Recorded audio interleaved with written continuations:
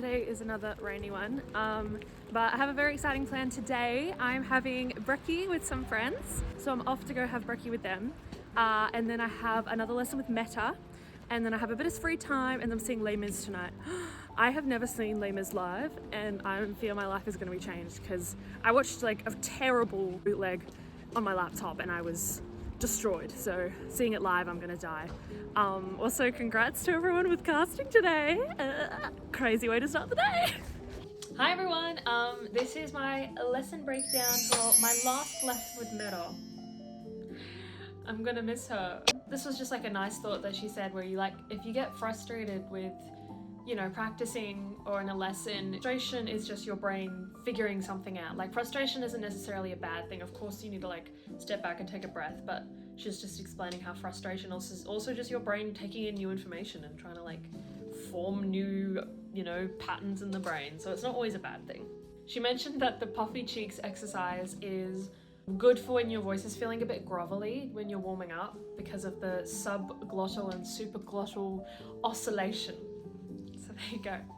For opera, for example, I'm trying to find that sob sound and fold closure and keeping that on the way down as well. Sometimes I feel like I can get to the top and then I kind of like give up on the way down. So just remembering to keep that kite string connected all the way through to the end. This is a really weird one, but she was explaining to me how it's like your folds have to close as soon as you start singing, which obviously, but literally just the thought of me being like, okay, as soon as I open my mouth, I'm gonna close my folds, which I have like no conscious control over, but I do.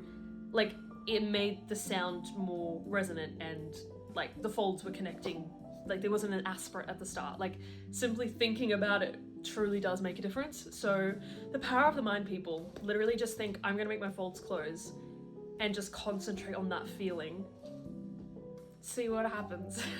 Remembering to release my jaw as I go higher, which seems to be a consistent theme, but like simply you can't sing a top C if your mouth isn't like like, you have to open your mouth and drop your jaw. When you're doing slides and singing, making sure that the slide is nice and slow and luxurious so that you are bringing that structure that you've created from the bottom to the top, rather than just being like, and now I'm going to thin out and go to the top. If you really concentrate on bringing all that feeling as much as you can to the top with like the soft palate and the sob and everything, it really helps compared to when you do it really quickly, because then it'll, like, for example, for me, my folds will just thin out.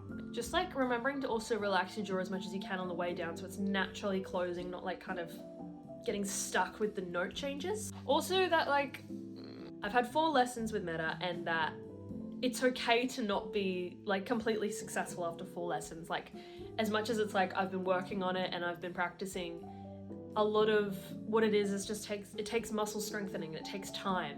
So my muscles aren't going to immediately know what to do or be able to do that successfully in the way that I want.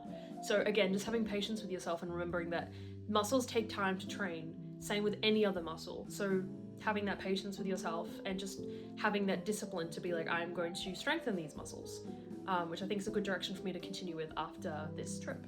She was saying how, because I have a tendency to jump my jaw, but I also apparently have a tendency to bring it back, especially doing opera stuff. Genuinely, the position of your jaw changes the sound of things. Like, you cannot go higher if your jaw is not in the right place. It's insane. Like, hello, Kiwi.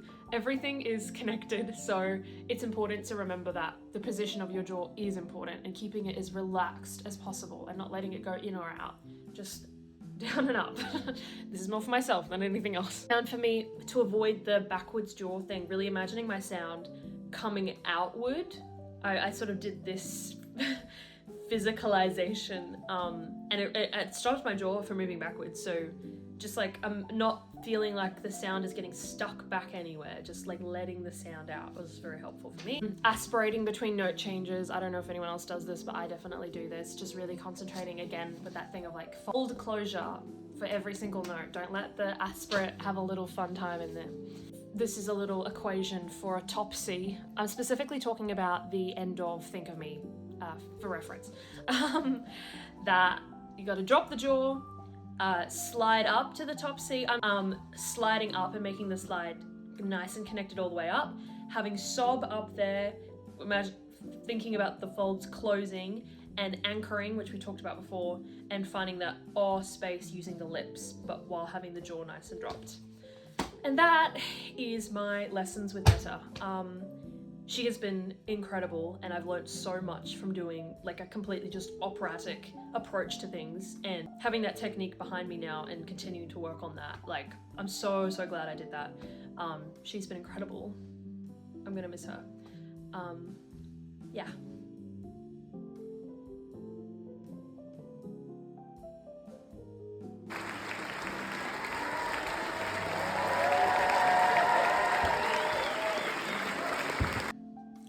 Words cannot describe.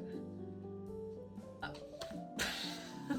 gonna cry just thinking about it. I have only ever seen a bootleg of Les Mis, so seeing it live was like, you can't really beat it. Like, there's a reason it's a classic. There's a reason these classics are still being done for years and years and years. The music, there's so many bops in Les Mis. Like, the vocals were insane.